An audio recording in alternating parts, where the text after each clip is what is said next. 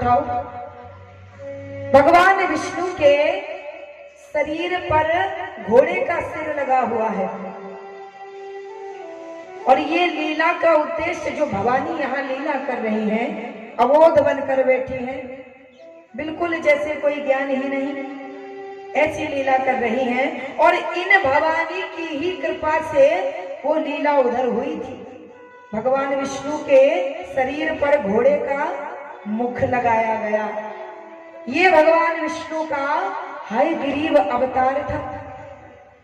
इस लीला को जानते हैं क्यों किया भवानी ने, जगदम्बा ने? बोले भवानी लीला करने के लिए लक्ष्मी को माध्यम बनाती है, माता लक्ष्मी। एक बार भगवान विष्णु वैकुंठ में बैठे थे और भगवान विष्णु जब वैकुंठ में बैठे बैठे मुस्कुरा रहे थे, तो माताओं की एक आदत होती है, अभी कोई माता को देखकर आप हंसना शुरू करो तो अगर शांत होगी, सीधी होगी, तब तो कह देगी कोई बात नहीं। अगर कोई तेज माता होगी, खरी, तुरंत कहेगी हंस क्यों रहे हो? नहीं, मुझे देखकर हंसे क्यों? अरे हंसे क्यों, कारण बताओ।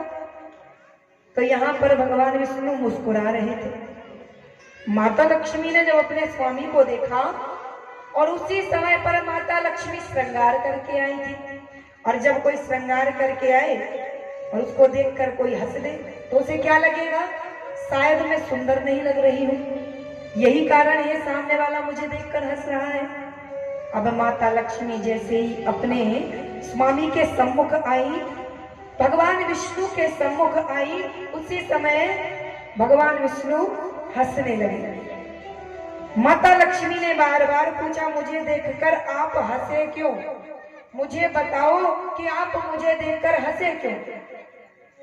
जब भगवान विष्णु ने जवाब नहीं दिया तो माता को कोप आने लगा। क्रोध की शुरुआत होती है कोप से, पहले कोप आए और फिर क्रोध उनका बढ़ने लगा, तो वो कहने लगी, मुझे लगता है कि मेरे अलावा तुम्हें कोई और स्त्री भी पसंद आ गई है। बोले कोई और ऐसी स्त्री है जिसे तुम पसंद करते हो, इसीलिए मुझे देखकर हंस रहे हो, मेरी सौतन तुम्हें पसंद आ गई है, ऐसा ही है ना? भगवान विष्णु और हंसने लगे। अब कोई प्रश्न कर रहा हो और आप हंसते जाओ प्रति उत्तर में, तो उसका क्रोध बढ़ेगा कि नहीं? माता लक्ष्मी का क्रोध बढ़ गया। बताते हो कि नहीं कि क्यों हंस रहे हो? अरे मैं क्या पागल दिखती हूँ? माता लक्ष्मी को अपने सौंदर्य का अहंकार हो गया था। जब अहंकार हुआ, माता लक्ष्मी को एक बार और अहंकार हुआ था। जब रास लीला हो रही थी वृंदावन में, उसी समय रास में सभी जा रहे थे। माता लक्ष्मी ने सोचा कि ब्रज की गोपियां तो बुरी लगती हैं, ग्वारिने हैं, छाछ दही को पीने वाली, और मुझे देखो, मैंने 16 श्रृंगार करके, अरे मैं तो स्वर्णों से लदी हुई हूँ, मैं कितनी स्वरूपवान हूँ, अरे मेरे जैसी सुंदर तो उस ब्रज में एक भी स्त्री नहीं होगी। ऐसा मन में विचार करके चल पड़ी माता लक्ष्मी। भगवान की लीला देखो, भगवान ने कहा यहाँ सौंदर्य का नहीं, मेरे भक्तों का रास हो रहा है। ये लीला जो रास लीला है, यहाँ सुंदरता की प्रधानता नहीं है, क्योंकि स्वरूप से काम की उत्पत्ति होती है। बोले स्वरूप की आवश्यकता नहीं, यहाँ भाव का रास है जो हृदय से होगा, यहाँ सुंदरता की कोई आवश्यकता नहीं है। तो यहाँ पर भगवान ने माता लक्ष्मी को वहीं रोक दिया। आज भी माता लक्ष्मी यमुना पार बेलवन में खड़ी हुई है, प्रतीक्षा में। आज भी यमुना पार बेलवन में, कभी भी वृंदावन जाना, माता लक्ष्मी का मंदिर है, खड़ी है प्रतीक्षा में कि प्रभु कभी तो आदेश करेंगे कि तुम वृंदावन में आ जाओ। भगवान ने कहा यहाँ भक्तों की आवश्यकता है, धनियों की और सौंदर्य की आवश्यकता नहीं। माता लक्ष्मी आज भी प्रतीक्षा में खड़ी है। अब एक बार और अहंकार आ गया तो क्रोध में भरकर भगवान विष्णु से बोली, मैं तुम्हें श्राप देती हूँ, मैं तुम्हें श्राप देती हूँ कि जिस मुख से तुम मेरे ऊपर हंस रहे हो, वो मुख सहित तुम्हारा सिर धड़ से अलग हो जाएगा। ऐसा श्राप माता लक्ष्मी ने दिया। और ये कृपा किसकी थी, ये प्रेरणा किसने दी कि श्राप दो? जगत जननी भवानी अम्बा ने, आदि शक्ति भवानी ने ये प्रेरणा दी लक्ष्मी को कि भगवान को ऐसा श्राप दो। माता लक्ष्मी ने श्राप दे दिया। और जैसे ही उनके ऊपर से माया का जाल हटा, उसी समय विकल हो गई, परेशान होकर कहने लगी, अहो मैंने ये क्या किया? अरे मैंने अपने स्वामी को ही श्राप दे दिया। मैं कितनी पापिनी हूँ। अरे अहंकार में, मद में चूर होकर के मैंने बहुत बड़ा अपराध कर दिया, पाप कर दिया। आज जब दुखी हो गई, भगवान ने सोचा कि माता लक्ष्मी को दुख हो रहा है कि मैंने अपने पति को ही श्राप दे दिया। तो बोले, देवी मैं और आप अपने बस में नहीं हैं। हम दोनों को अपने बस में करने वाली आदि शक्ति भवानी, जो शक्ति के रूप में हमारे शरीर में 4 प्रकार से विद्यमान है, 4 रूपों में विद्यमान है, 4 प्रकार से कर्म करती है। कौन से 4 प्रकार हैं?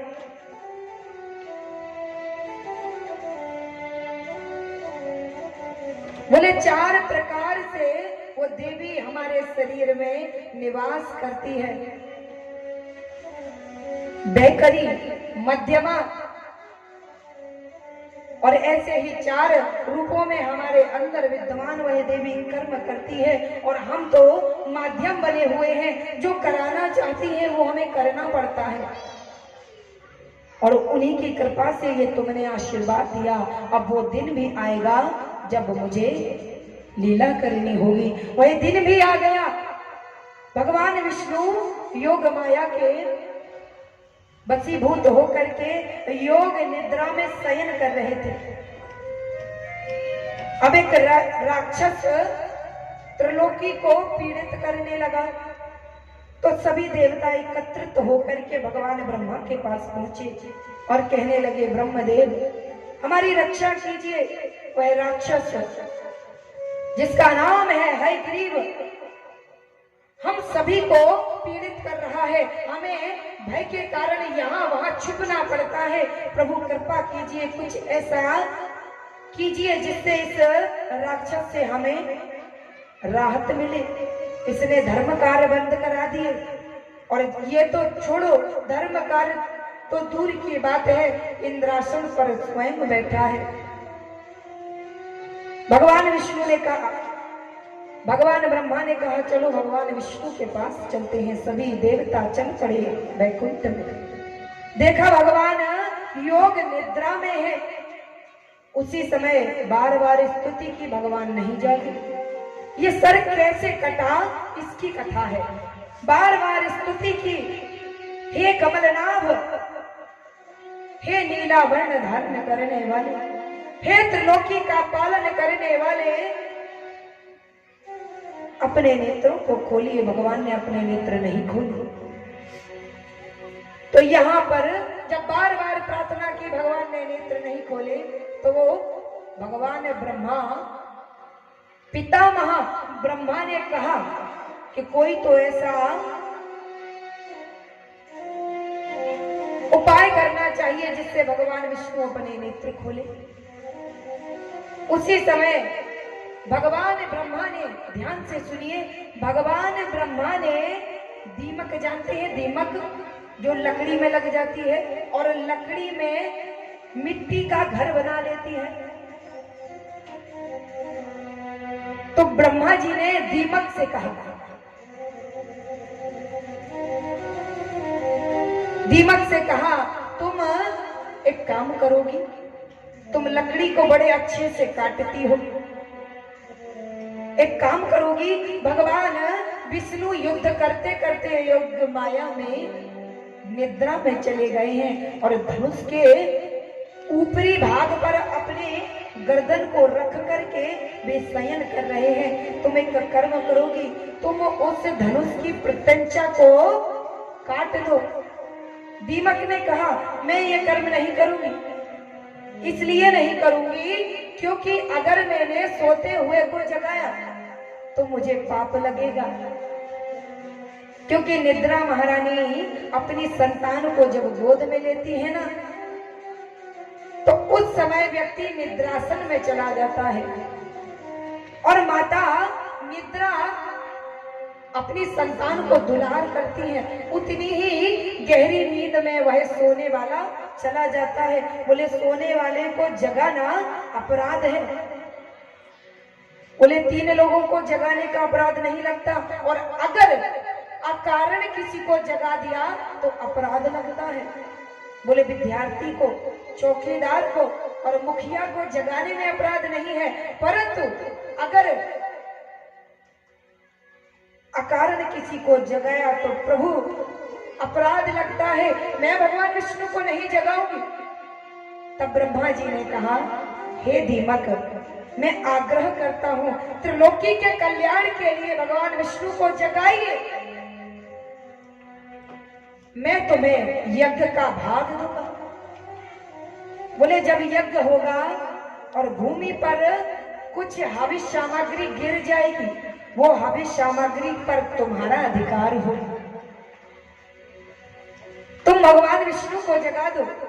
दीमक ने स्वीकार कर लिया। बोली यज्ञ होगा तो उस यज्ञ में जो सामग्री नीचे गिरती है ना भूमि पर, तभी कहा जाता है कि यज्ञ करते समय हविष्य अन्य जो हविष्य सामग्री है अगर भूमि पर गिरे तो उसे वापस कुंड में नहीं डालना चाहिए, क्योंकि उस पर दूसरे का अधिकार हो जाता है। और जब तक हविष्य सामग्री डालते समय आप स्वाहा नहीं बोलोगे तो भगवान आहा नहीं करेंगे, यानी कि आपकी उस सामग्री को खाएंगे नहीं, ग्रहण नहीं करेंगे, क्योंकि अग्नि देवता की पत्नी का नाम है स्वाहा।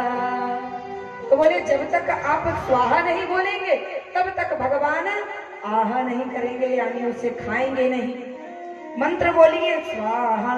जितने समय तक आप स्वाहा बोलते हो ना, उतने ही समय में अग्निदेव उस हविष्य अन्न को लेकर उसी देवता के पास जाते हैं जिनका आपने मंत्र बोला है। आपने भगवान शंकर का मंत्र बोला, जबकि भगवान शंकर अंतिम में जब यज्ञ समाप्त हो जाए जितनी सामग्री बचती है उसे ग्रहण करते हैं।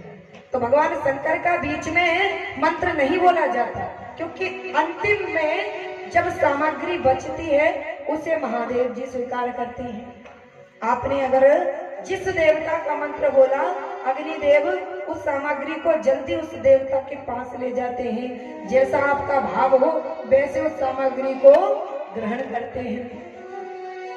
और अगर आपकी सामग्री अपवित्र है, अशुद्ध है, भाव शुद्ध नहीं है, तो उस सामग्री को अग्निदेव उस कुंड में आकर वापस फेंक देते हैं। तो वो क्या बन जाती है?